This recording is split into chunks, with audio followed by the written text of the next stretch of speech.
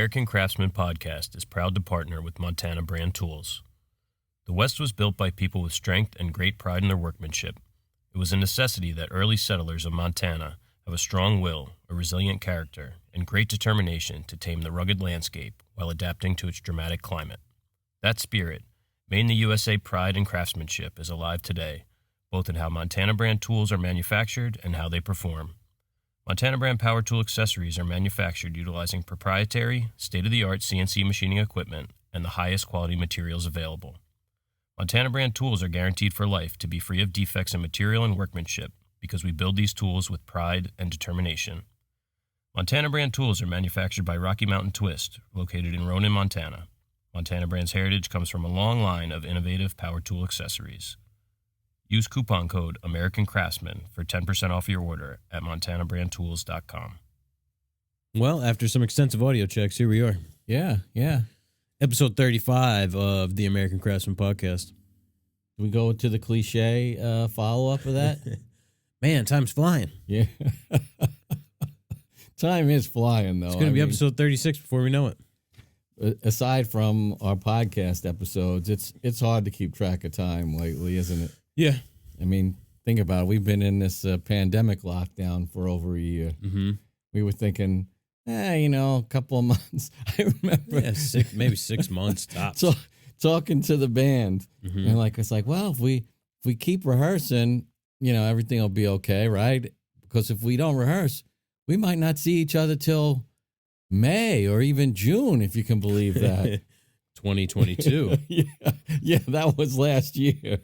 So thankfully we made it through this whole thing healthy. Everybody's vaccinated now, and we were all healthy throughout it. So we got our little escape every once in a while. Once a week we go down there and make some music. Yeah. Yeah, you gotta have something. Yeah, to so keep you, we were lucky. Keep you sane. Yeah. So here we are in our new digs, week number 2. Yeah. And I'm perusing the sheets, introduction, and what comes next. As every week, it comes the beer of the week. The beer of the week. And we're going to be trying something new now. I'm going to be trying to get some B-roll? Some little B-roll. Well, beer of the week, I'll tell you, because I'm a sucker for packaging, and it did me wrong once. I don't recognize And if you this. see this Mosey India Pale Ale. Toppling Goliath. Yeah. Face it towards the camera there. It's got this cool Volkswagen bus on the Okay. thing.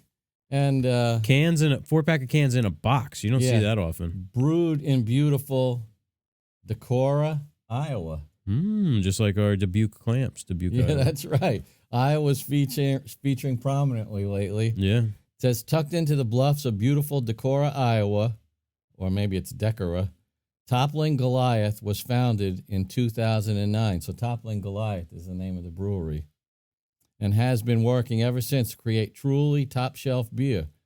Now world-renowned for our IPAs and barrel-aged stouts, we are honored to be supported by so many beer lovers.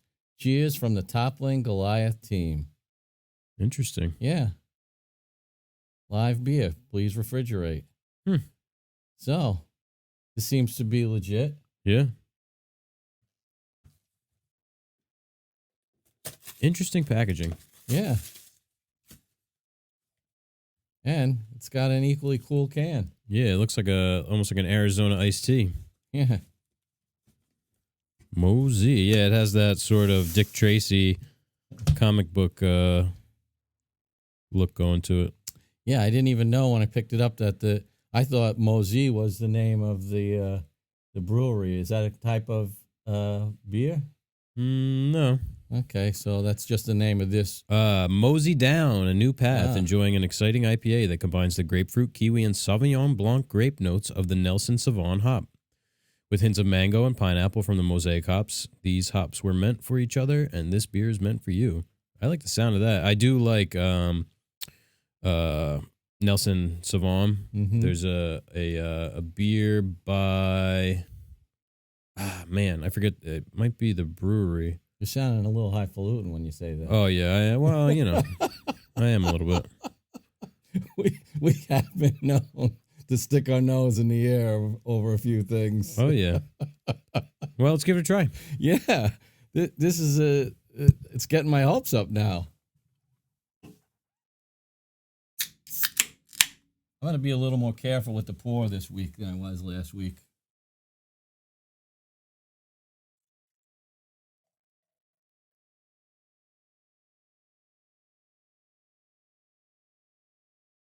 From this angle, you get a little behind the scenes look. Yeah.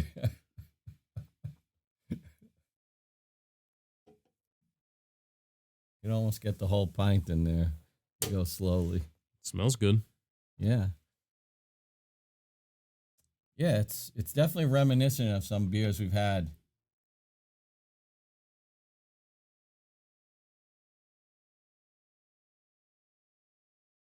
That grapefruity kind of thing. I can't remember the name of it, but yeah, a lot of these IPAs, it smells and looks a lot like the Forager that we had from Kitsune, which we've got some more beers coming out from them. One kind of was damaged, I think, in shipping and ended up going back to Tyler. This has that nice sort of creamy look to it that you prefer. Yeah, that hazy look they call it. Yeah, you know, trying to get a good shot of pouring the beer isn't the best for pouring beer. No. Gotta do the old tip.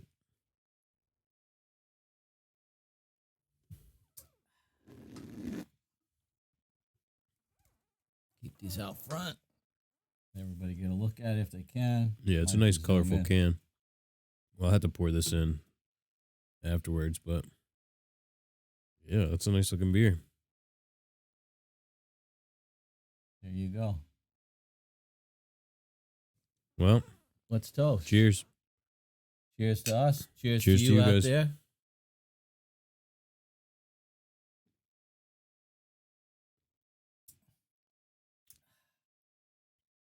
Damn good. Yeah. Good choice, because I don't know. It's just like I probably wouldn't pick it because it just looks too. It's too loud. Surprise, isn't it? Yeah.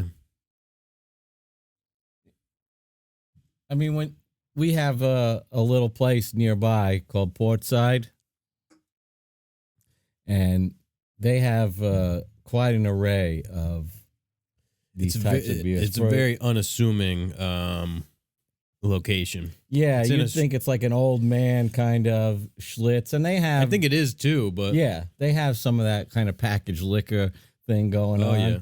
But they have a good 2 or 3 windows filled with all this stuff. Yeah, with all kinds of craft beer and stuff that is like you know, you can go to any liquor store now and find like Goose Island or 6 Point.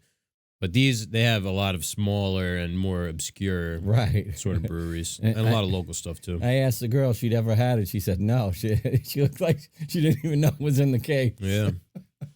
Yeah, just like, I don't know. It's like so bright, and I would probably be like, you know, it's probably not that good because it's like they're trying too hard. But that Volkswagen bus, it could be sticky or, you know, but that's what got me because, you know, me, I'm living in the past there with my Volkswagen bus. Yeah. Hey, that's good. I'm going to keep my beer up here at my left hand.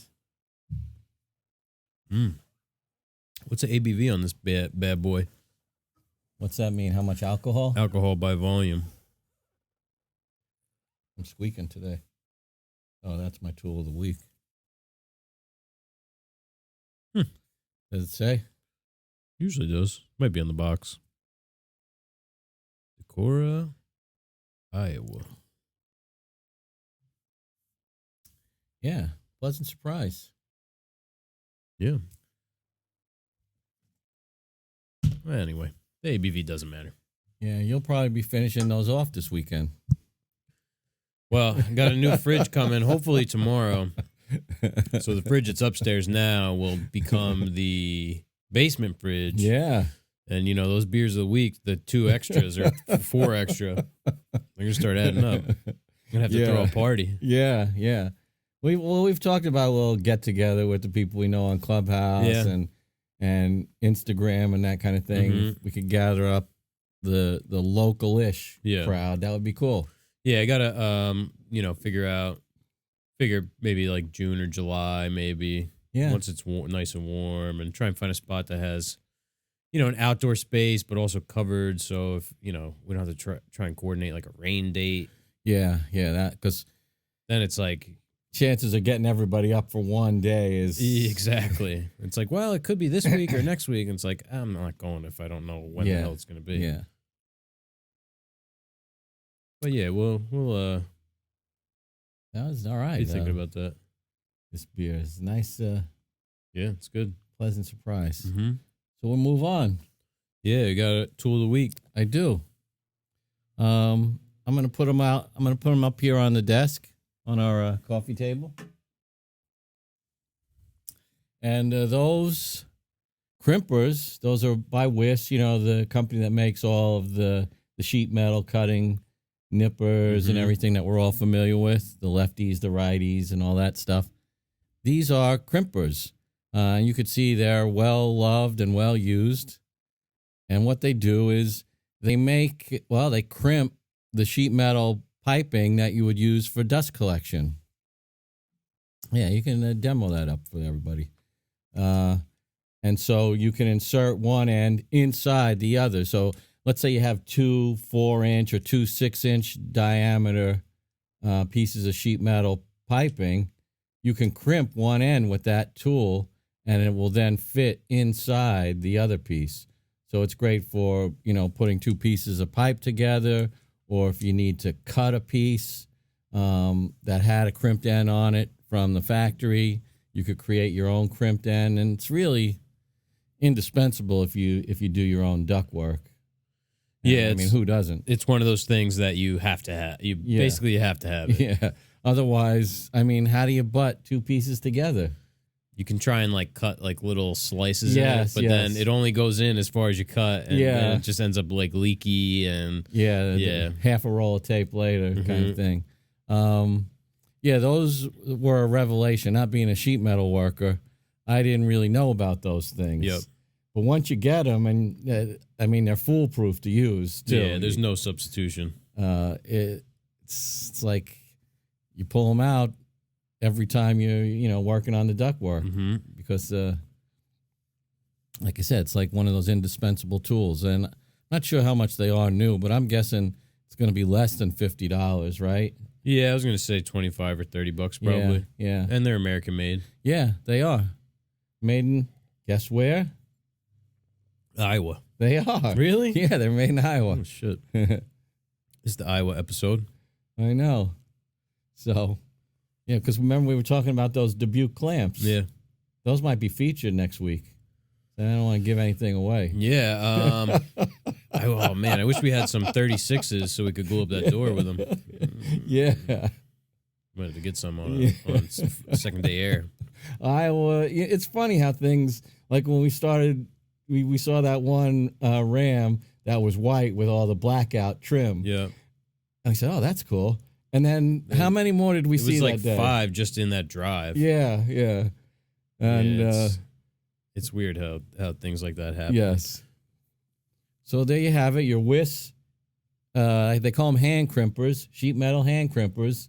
And if you're thinking about ducting in your shop, I would say pick up a pair of these right at the same time you're picking up ductwork. Yeah. And, we'll have a link down there in the doobly-doo, as they say. Yeah. Cool. They won't be as well worn as ours. No, you have to use them. Yeah, to get them to look like that. Yeah. That's some years behind them there. But they're still going strong. Yeah, they'll make your life a lot easier. Yeah. That's a testament. I mean, to see that they're that old and worn, that they're still knocking it out, it's a kind of a lifetime tool unless you abuse it. Yeah, it's hard to, break. What the hell's going to go wrong on that thing? Yeah. All right. That was pretty good. Yeah. Well, we better get into some questions here. I have a question that came to me after you typed this up from our good buddy Manny. Oh, yeah, because he just sent me one on Instagram. Oh, did he? Yeah, is it this question? Let's see. No. Oh, doubling up. Yeah, he is. I thought the question he sent me was pretty good to kick it off. I didn't see that one, so yeah, let's go. Let's do that one first. Manny asks us, how do we like the new digs? Sorry,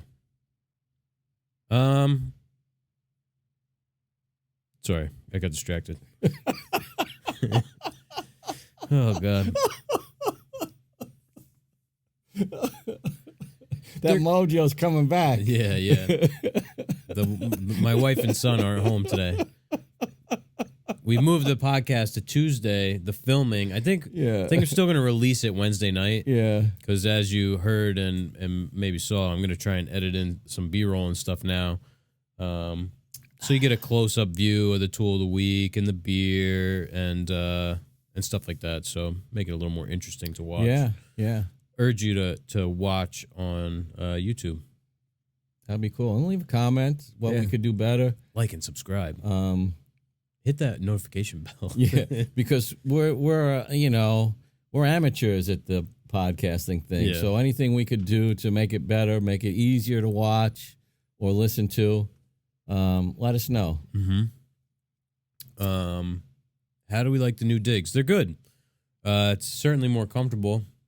Took us got a microphone in my face.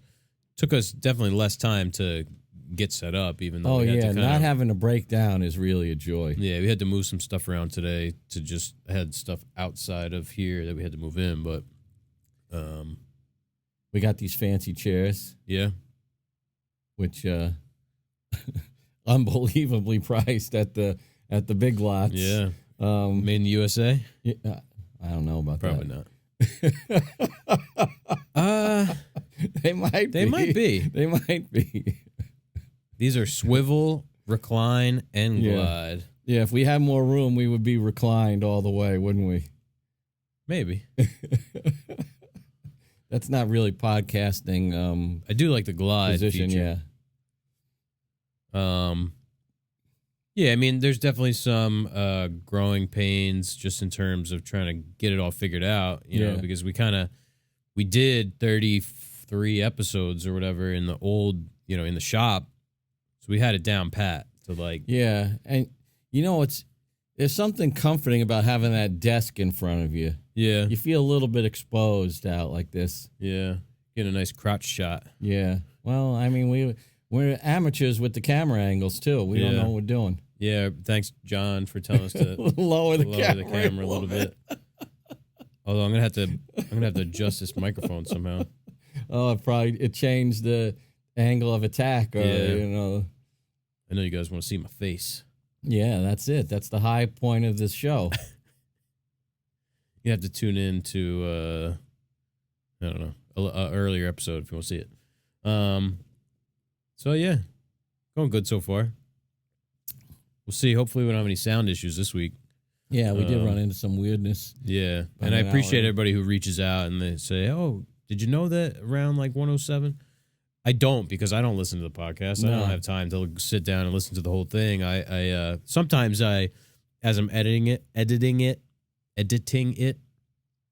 I'll catch some of it. Yeah, but not typically. No. So please, anything seems weird or off, don't hesitate to reach out and let me know. Because, it's a big help because I have no clue when something goes wrong. The audio could cut out after 2 minutes and I'll upload it. I'll have no idea.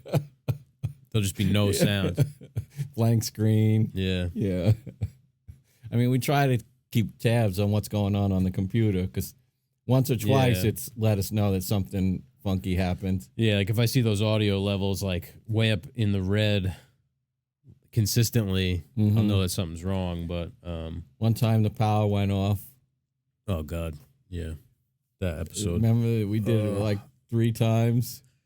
Yeah. Yeah. That was like a 4-hour ordeal, and we only ended up with like an hour-long podcast.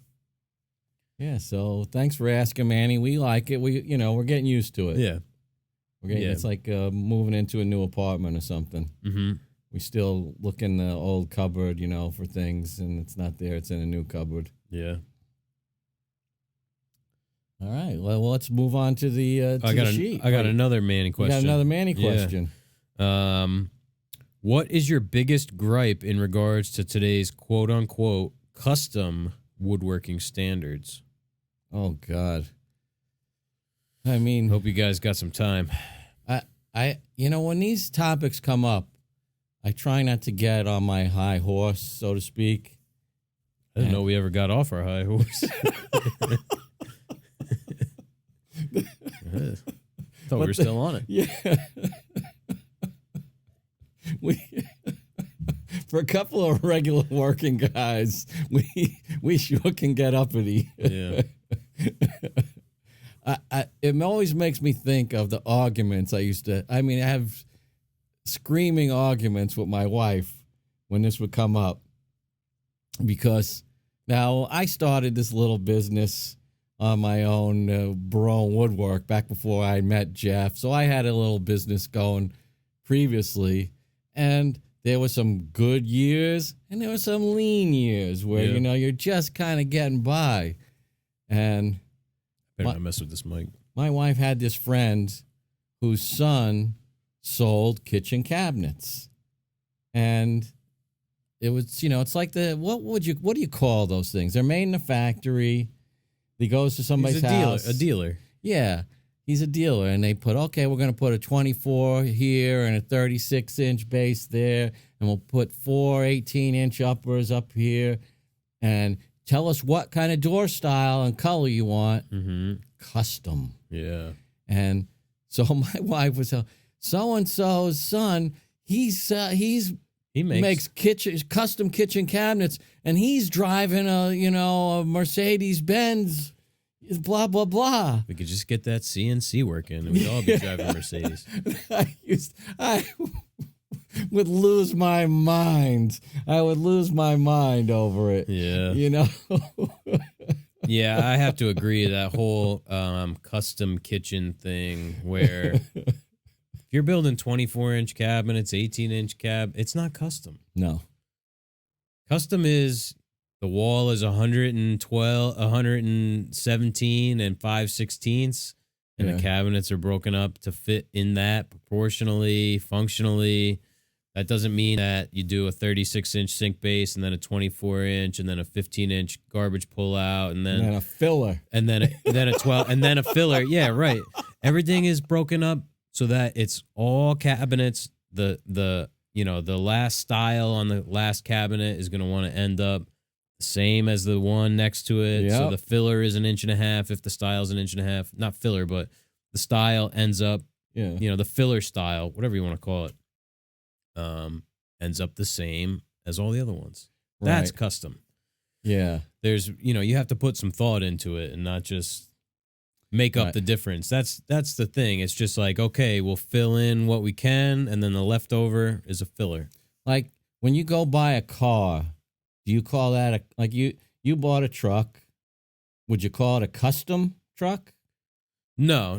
And you can order a truck from the factory and go and drop down menu, all that stuff. But even that's not a custom truck. It's just a stock truck that you picked out. You get to pick what kind of radio you want in there. Yeah, I want the 20-inch wheels and the black paint and I want the sound package. Right. That's not custom. Right. It's not, Jeff is 5'9", so we're going to make the seat. Right. 19 inches from the bottom of the truck. Exactly. And, that's custom. We're going to mix up a color for you that matches your eyes. Uh-huh. And we're going to mold the seat right to your ass. Yes, exactly. We're going to position the shifter right here. Hold your arm out, Jeff. Let's take a measurement. Is this where you like to sit? All right, that's where the shifter goes. Right, that's custom. When you go buy a suit at Men's Warehouse, that's not custom. And that guy goes in the back with you and pins it all up, and no, that's not a custom suit. No. What's a custom car? What's the guy? Foose, right? Chip Foose. That's a custom car. Yeah. Yeah, I mean they tear that thing apart and make it all super specific. Right, on that show. That's what they do. Yep. So what about Pimp My Ride? I remember that. Oh, I've heard some stories about that show. how these people, ended up with basically a POS. And Yeah. just had like big speakers in it. That's it. We've seen that in our industry as well. Yeah. No matter what kind of fancy paint job you put on top of a piece of a duty, on top of a turd, yeah, it's still a turd covered in a candy coating. That's it. We see a lot of that, polished turds. Yep.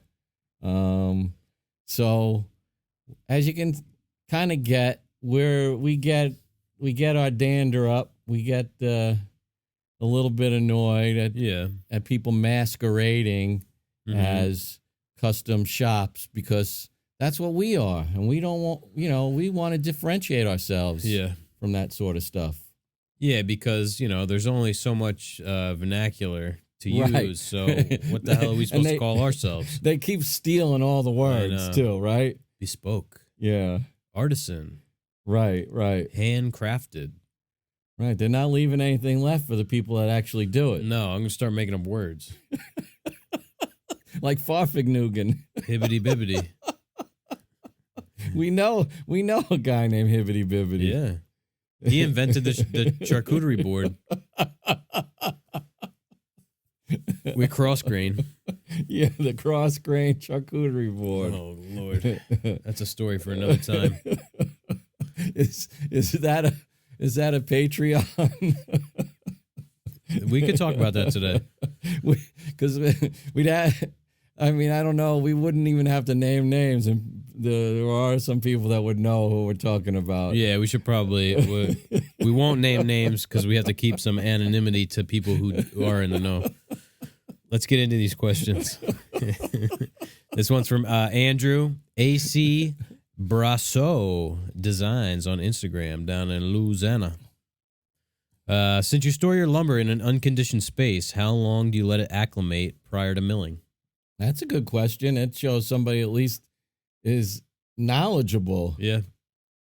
Because, most people store lumber in an unconditioned space, right? It comes from the like Monteith. That's an unconditioned space. I'm sure. Yeah. O'Shea. It's all unconditioned out there. Mm-hmm.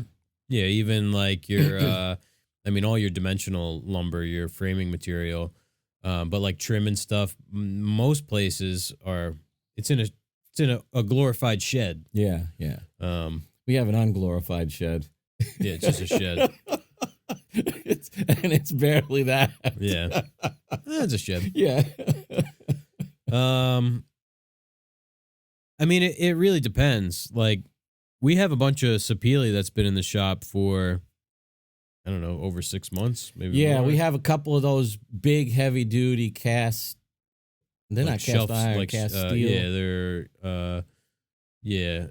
Are they zinc, or they're just they're just coated in zinc? I think they are zinc. Yeah.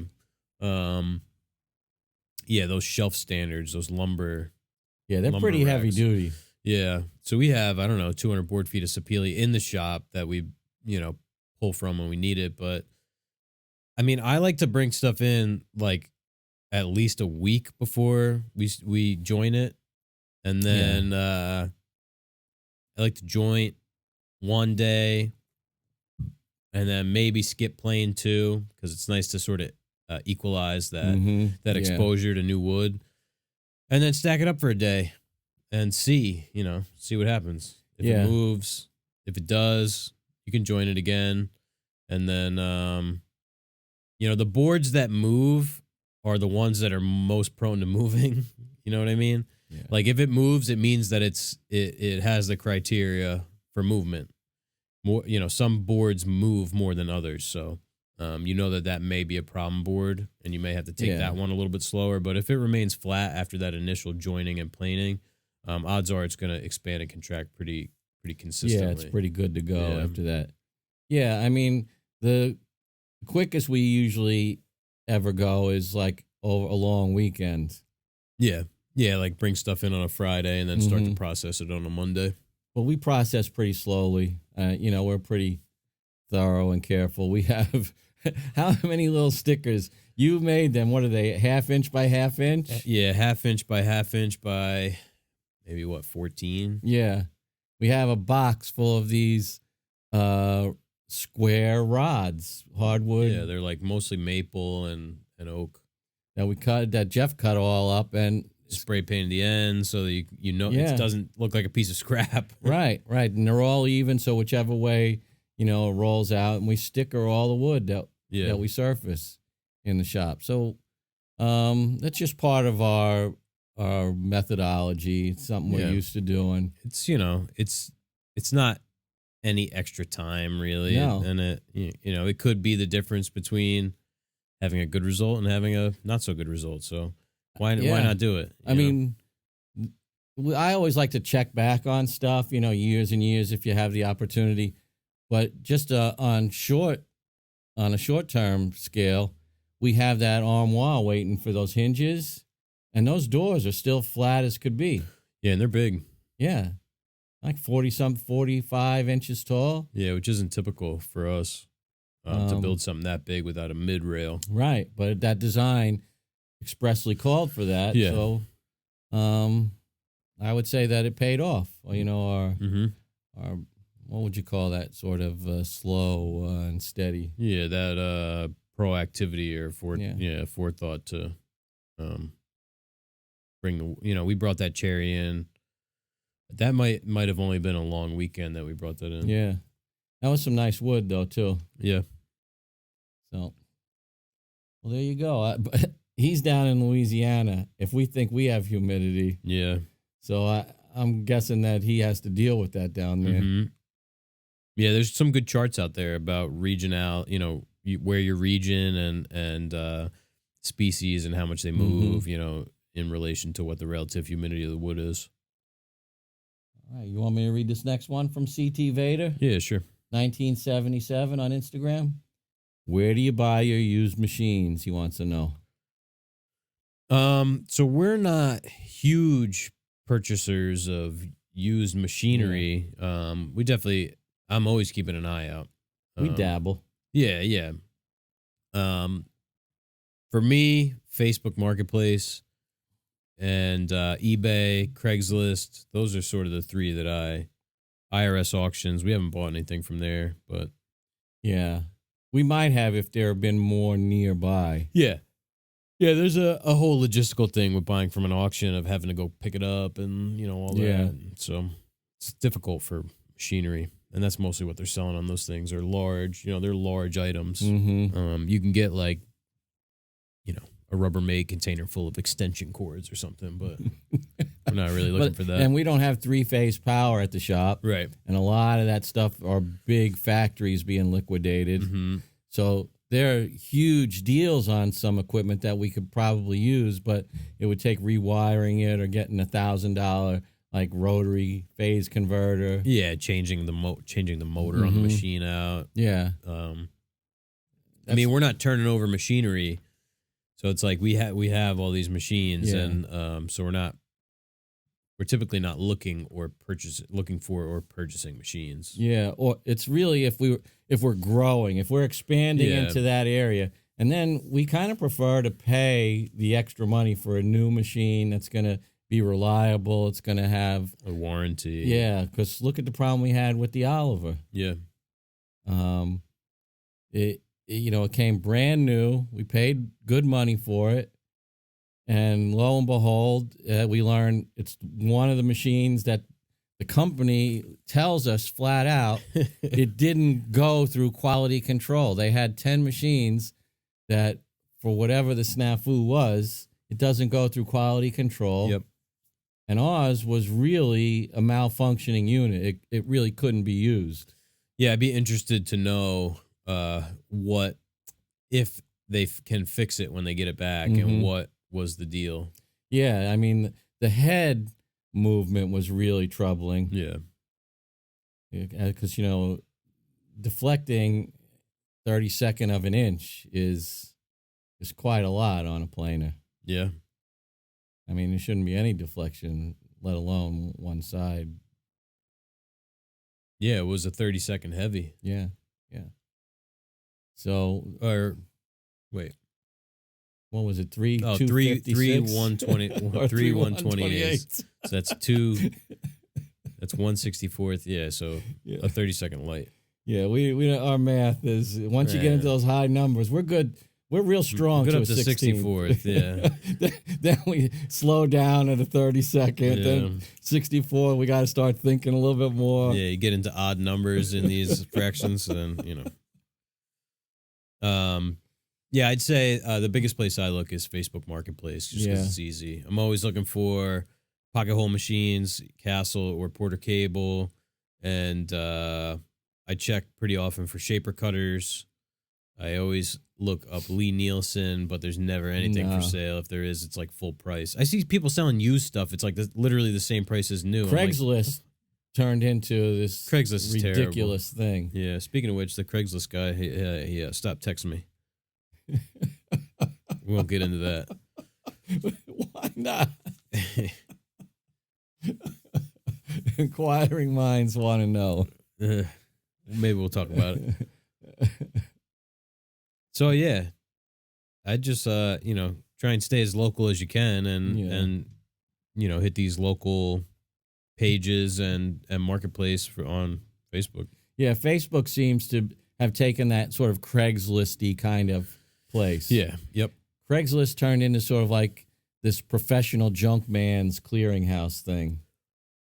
And a big haven for like spam bots and stuff. Yeah. It's and phishing scams. Unusable now. What's our next question? So I got to readjust here in this cushy chair. This comes in from Troy Christopher on Instagram. Festool versus Mirka Sanders. Yeah, well, I guess we could. We've had experience with both of those. Yeah. We only own one, so that'll tell you our preference. Mm-hmm. We own Festool sanders. Yep. We're big on those.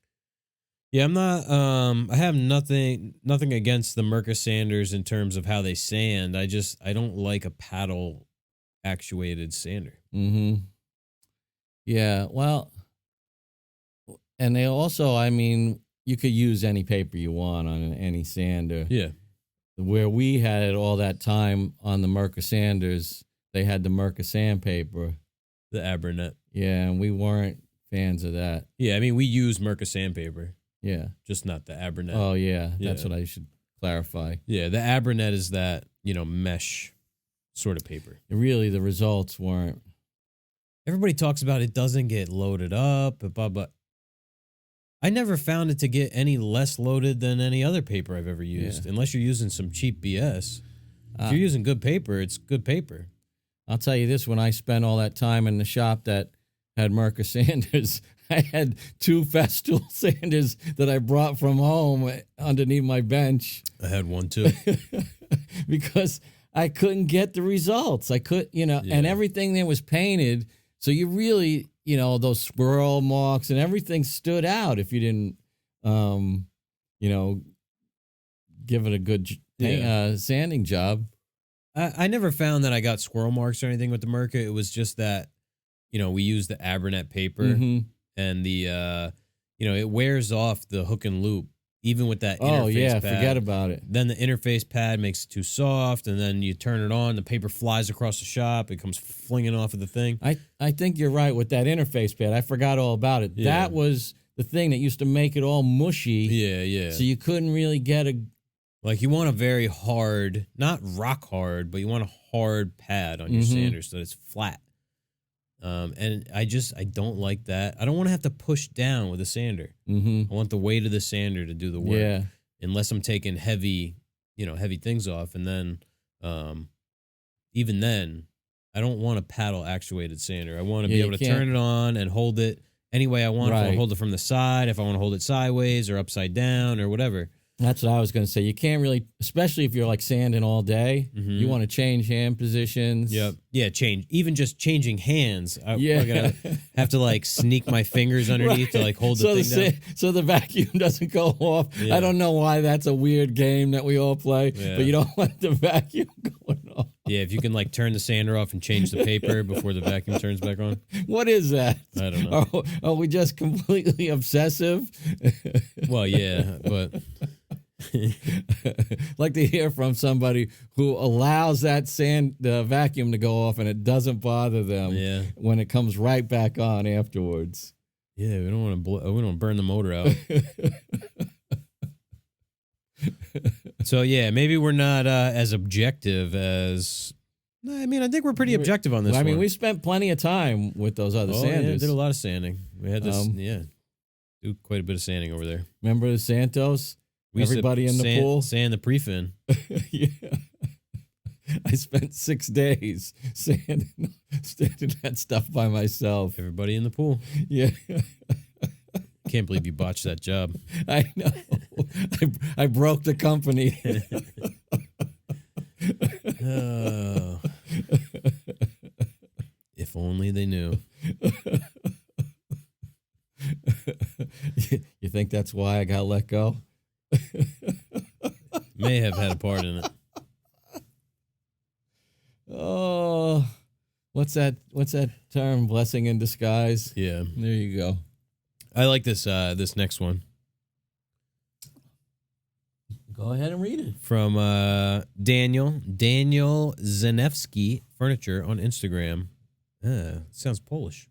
Yeah. We knew a Polish guy once. Yeah, they banned him from Wawa. Something to do with coffee or something. Yeah. I don't know. I used to care what they thought. But then now I don't care. Now I just write about it. Now I just tell people that I don't care. That's how much I don't care. Yeah, damn it. What's the best thing you can do to make installs as smooth as possible? I got one answer. It's not really helpful. Is it crippling anxiety? No. My smart ass answer is to have an installation crew and we never have to do it. Yeah, that's a good one. And that is our dream. Yeah. That's really our dream.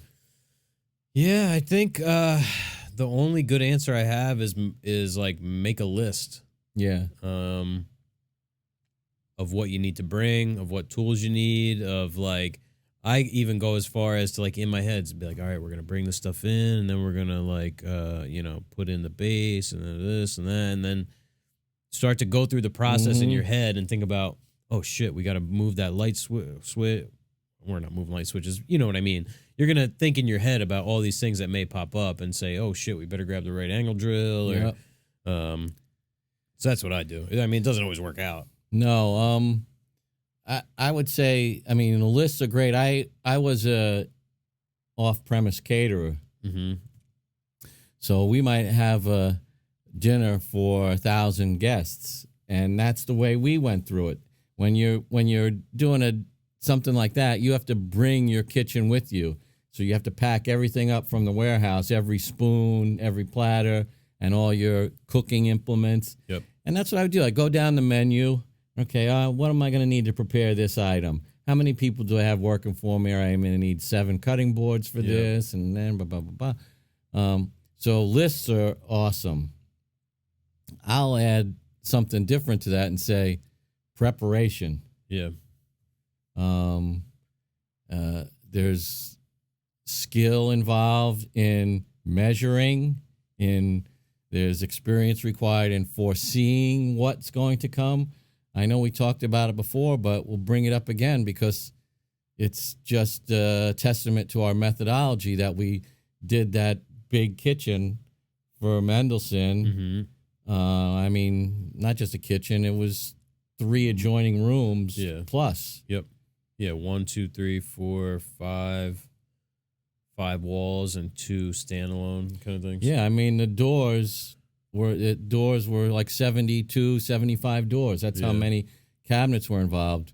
We were in there once for a half hour with the existing cabinetry in place. Yeah, different flooring, different walls that were still in place that still had to come out, windows moved, columns that didn't exist. Yeah. We measured it once, built it, and they put it in 6 months later. Yeah. So it's just taking your time and not rushing, not presuming you know everything. Yeah.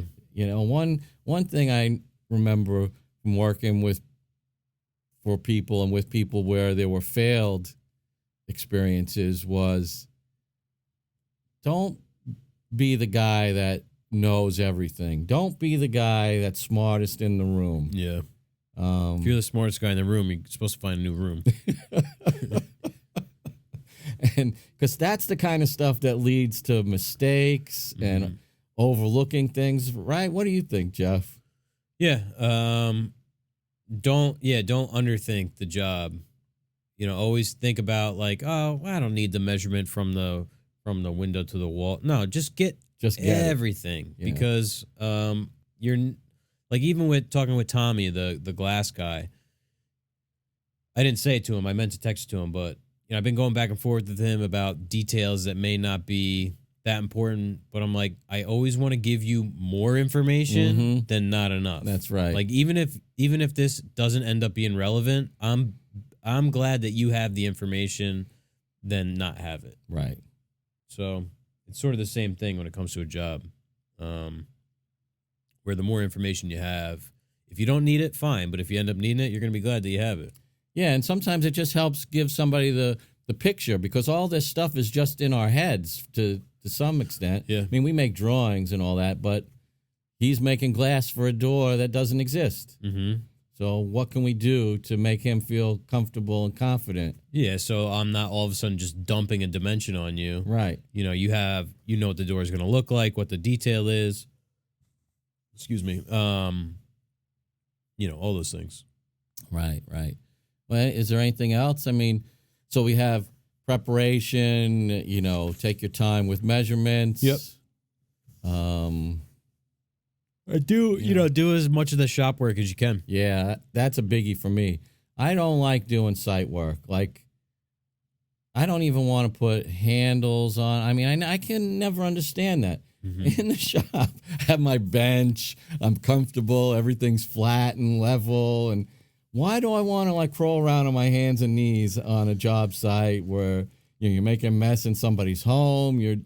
I don't get it. We got to install the boxes to get a progress payment. Then you can order the doors. I want it done in the shop. Yeah. I mean, I want even built-in stuff. I want it done as far as it could possibly be done. I don't want to. If I could shave something in the shop instead of shaving it in the house, that's the way I want to do it. Yeah, pre-cutting moldings, all that stuff. There's, it's hard to be as productive as you. It's hard to be as productive in the field as you can be in the shop. So, yeah, might as well get as much done in the shop as you can. I mean, that simple job in Easton, we were there for 4 hours. Yeah, basically just setting. We did have snacks. Yeah. Yeah, snacks. You're not supposed to tell the people we had snacks. I think we talked about that. We worked hard for 4 hours. We did. We worked hard for at least 3 of those hours because it was slow. It was very slow. Mm-hmm. They had a fancy house. You couldn't mess it up. Yeah, we had to make little adjustments and stuff. But it was super simple. It's just it takes time. Yeah. Good thing it wasn't a kitchen. Would have been there for 3 days. Well, that's about what I like to. That's what I always figure about 3 days for a kitchen. Yeah. Yeah. I like to do the bulk of the work, in that second day. The first day, I always like to set bases and get the lay of the land, because usually you get there and the old kitchen's gone for the very first time. Mm-hmm. I always like to reserve one day afterwards because I always felt like I was going to need to go back to the shop and like make special little things because I wouldn't be happy just shoving something like, oh yeah, there's a little gap here or whatever. I might want to come up with some kind of creative solution that tied something together instead of just solved it simply, or easily, quickly. Yeah. Yeah. That's a good question. It really is. Want me to read the next one? Yeah. Oh, jeez. I've been thinking on this one. I can't think of one. These are loaded questions today. Ever bought a hyped up tool and then regretted it? That's from Brian. Great Point Woodwork on Instagram. Yeah, well, the first thing that comes to my mind is that stupid Oliver planer. Let me just interject that we were some of the hype-ers early on based on our experience with our joiner. Yeah. I thought the design, and we'll get into this on the next question, but I thought the design was superior for certain reasons. Yeah. And, I mean, that's really the only one I can think of. Yeah. I'm sure there's others, but... I mean, you had what a lot of people consider the best track saw, and you wound up getting rid of it for the Makita. Yeah. And, I mean, so that track saw gets a lot of hype. I didn't regret it, though. No. But, I mean, we cut some 1 3/4 quarter sawn white oak with that Makita, and it didn't even cough. Yeah, I was surprised. Because I could have sworn I'd made a cut like that before, and it didn't cut like that. But it was a 7-foot rip. It wasn't just a cross cut. Yeah. With a blade that I don't think was very new. Yeah. Yeah, for me, what about your new tape measure? I'm sorry for all you. Oh, yeah. It's like as soon as I sit in this chair, I start to yawn. That's a good one. So, as Jeff pointed out to me today, as I was searching for tool of the week, I'm banned from doing another tape measure because I did get another new tape measure. Shocker. It's an illness, I know. But I got a Tajima, another Tajima. And this is one that's 16 feet or 5 meters, I think they call it. That's where you messed up. Yeah, and it's split with metric and imperial, and it's the kind where it stays out automatically. You got to press the little button to get it to retract. Yeah, auto lock. So the thing that really bothers me about it is that when I met, we pull out, because Jeff and I work simultaneously and together, our tape measures have to match up. That's something that maybe people overlook. Yeah, I mean, that could cause some fatal errors. Right. And now these Tajimas, they're held to a pretty high degree. There's a certain standard of measurement. I know the Europeans have it. And so we pulled out your Starrett that you use, and it was, I want to say, a light 32nd of a difference. And then I pulled out my other Tajima that I use all the time, and it matches the Starrett. Mm-hmm. The two Tajimas didn't match up. And so I went through a couple more, and that's it. That new Tajima's... That was the odd one out? It doesn't match up to the other tapes in the shop, so you can't use it. I mean, I could put it in the house, and like if I want to measure for drapes or something...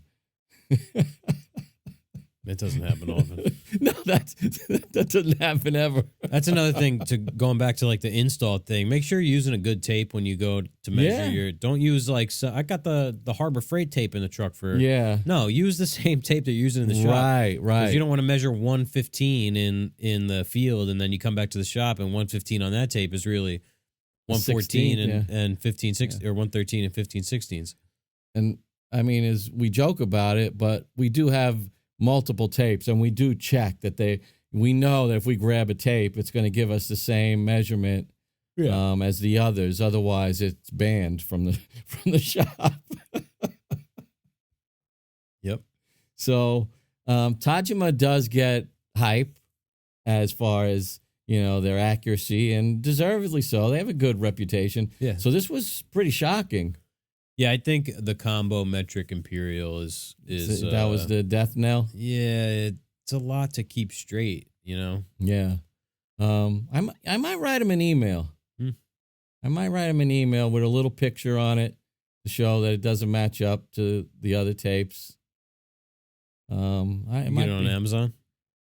Yeah, I did, because I got it with my aunt's Amazon birthday. Email Jeff Bezos.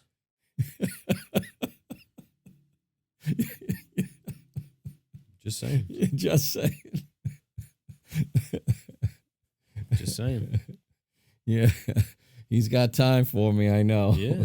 He stepped down as CEO, didn't he? Well, I don't know. What, was he making too much money? I don't know. Speaking of money, What's Dogecoin at? Yeah, for those of you who don't know, Doge to the moon, baby. That's right. What's Doge at? We're going to get a live update here. I mean, well, by the time you hear this, it won't be live anymore. About 55.5 cents. All right, so it's holding strong in the mid-50s. That's right. After the run up to close to 60. Did it hit 60 earlier today? Yeah. Yeah. So, we're big followers of the Doge. Yeah. We are partakers. Mm-hmm. So Doge to the moon. that's it. That's all we got to say. What do we got here? From our buddy Eric Blake. Blake Woodworks on Instagram. I almost wore his shirt today. I like that shirt. Yeah, that's got a great color. What are the pros and cons of the new Powermatic planer? Do you think the spiral cutter is a big plus? And which planer, the Oliver or the Powermatic, had the better design? Wow.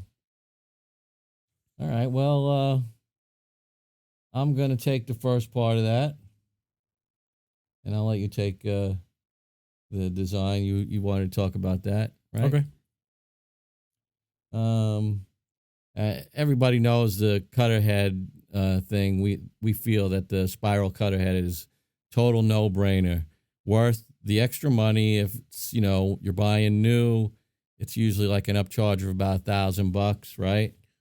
800. Yeah, I think it works out to be a little bit less than that typically with buying a new machine. Mhm. Like to buy it aftermarket is about 1,000. Yeah, and you'd agree with me. It's worth every penny, I guess.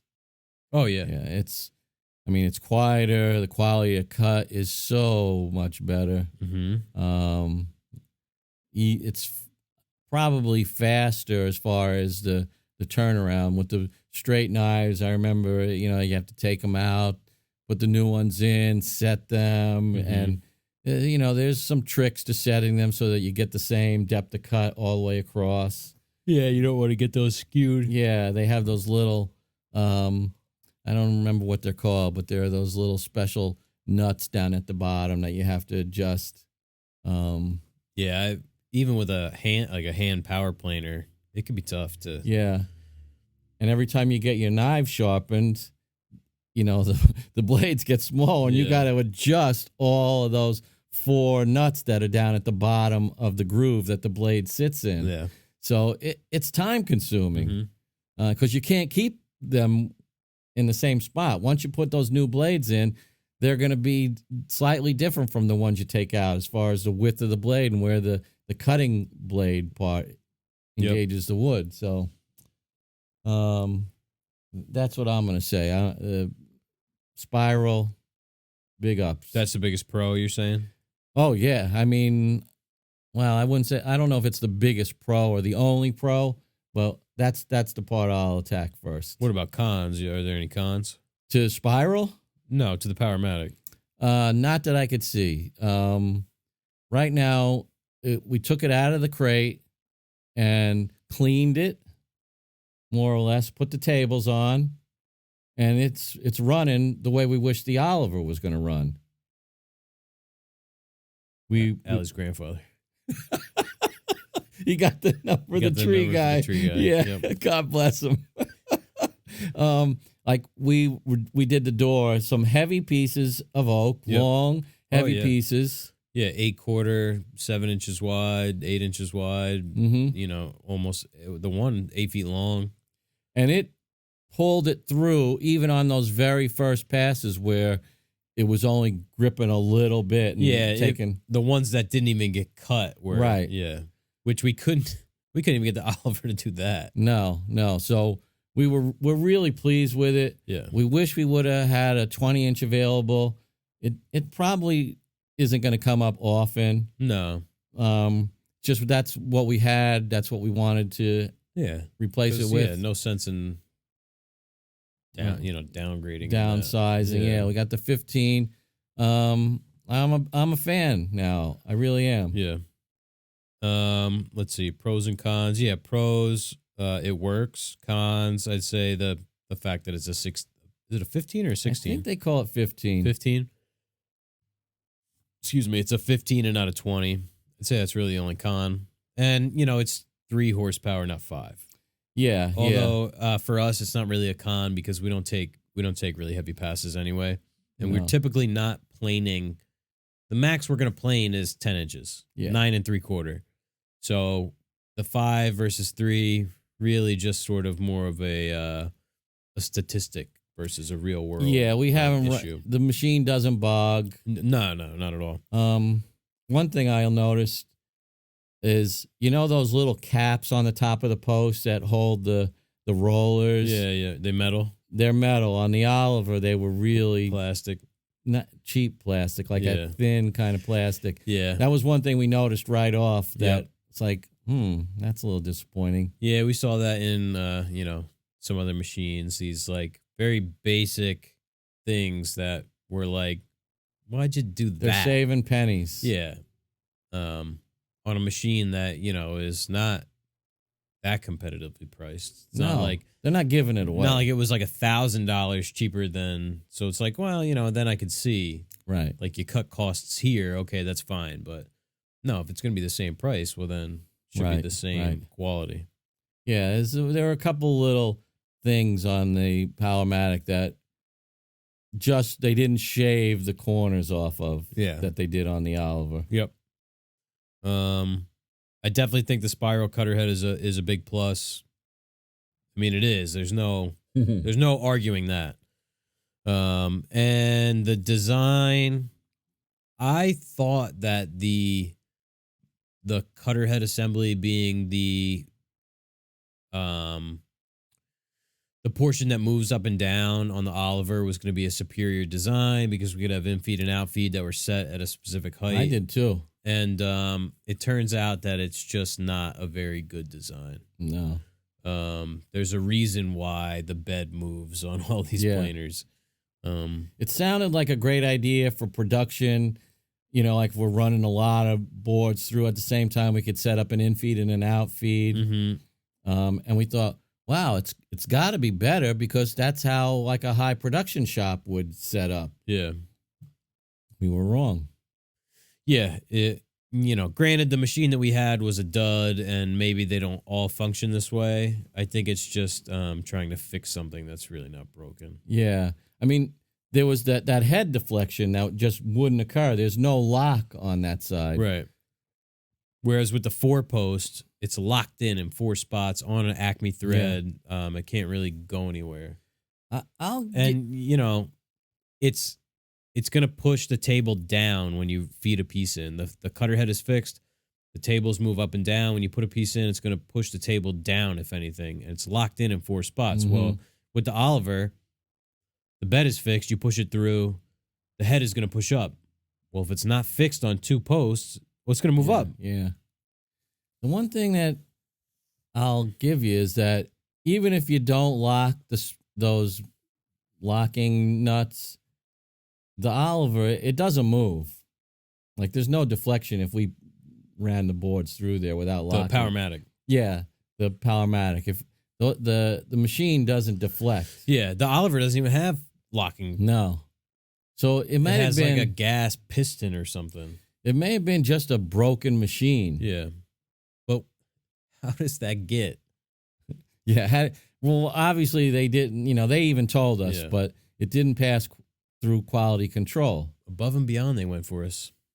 Yeah, that kind of allegedly. That kind of sticks in our craw. Yeah. Oliver told us how they went above and beyond for us. Yeah. That's like, you went out to eat and there was like a fly in your soup and then there was a hair in your burger. And then they're like, well, we gave you free dessert. What do you want from us? Yeah. What about the botulism? We got botulism. Yeah, and then you got E. coli. And then you were shitting for 3 days. Peeing out of your ass for a week. Hey, you got that brownie sundae. I know we made you pay for your meal. Yeah. Oh my God. Yeah, they kicked us to the curb. Mm. Sometimes that happens if you make too much noise, Yeah. I think Tony was nice to us, and I think he did everything that was within his power. Yeah. But we became a nuisance to them, pointing out some of the failures. And they're like, these guys are nobodies. Let's just, crush them. And that's the story. Yeah. That's the way the cookie crumbles. Yeah. The way of the world, I'm afraid. Yeah. I'm sure folks out there have had some experience like that, maybe not with woodworking equipment, but, when you're the small fry, this is what happens nowadays. Reach out to Oliver. Give him a piece of your mind. Yeah, send him a Mother's Day card. We got how many? We got a couple more questions. Yeah, we're a little light on questions this week, but yeah, make the best of it. Have you thought about offering classes to a small group? That's also from CT Vader 1977 on Instagram. We've talked about it. Yeah. It opens up a whole new realm of insurance and liability and all that kind of stuff. And trying to work around projects that are in the shop and timing with projects. So it certainly wouldn't be easy. I think it would be. I'm definitely open to the idea if we could carve out like a month or something in the year where it's like, in March we have classes on Fridays, Saturdays, and Sundays, whatever. That's a great way of looking at it. I agree with that 100%. It's not something that we could probably do concurrently with our jobs for a whole host of reasons. But if there was enough interest and it was economically feasible, we could say every March and every December, November, we have a month-long class. Yeah, it meets every Friday at 6 or whatever. Yeah, or even more so. Maybe it's like 3 days. Maybe it's 4 days, 2 groups where this becomes our daily job, and that way we could give it the same attention. Right, because you know how obsessive we are. You're gonna have four people in the shop or something. Well, that's 4 projects that need to be built because the way most of these do anything easy. Yeah, the way most of these classes work is you build something and you take it home when you're done. So how are we gonna fit that in the shop along with the a door and an armoire and this and that? So how about we offer class 1 in March? And then class 2 is in the wintertime where you have to have taken class 1 as a prereq. So now you only have 2 students and they're building their real project. Class 1 is, you're making something. Charcuterie board. Small, simple. Yeah. don't sand this piece of wood. Okay, you're done.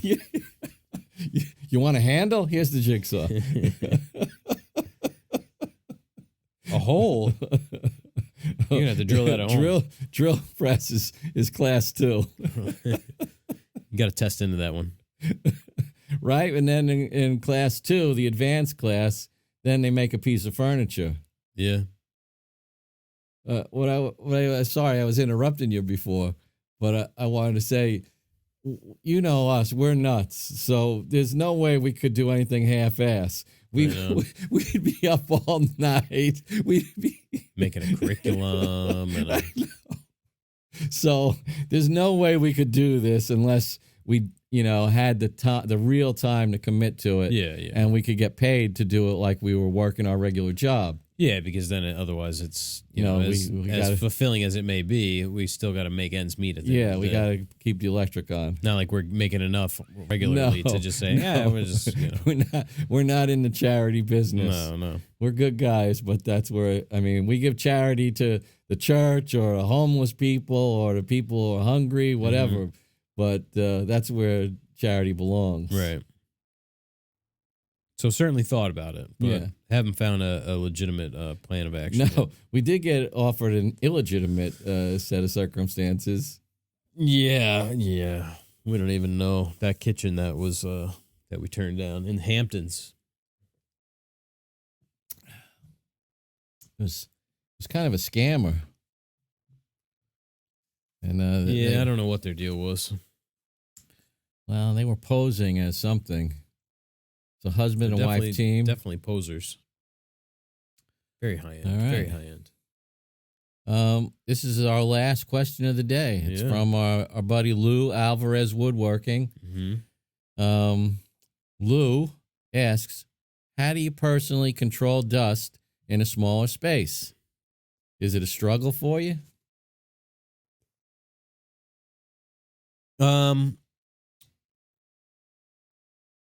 I wouldn't say it's a struggle.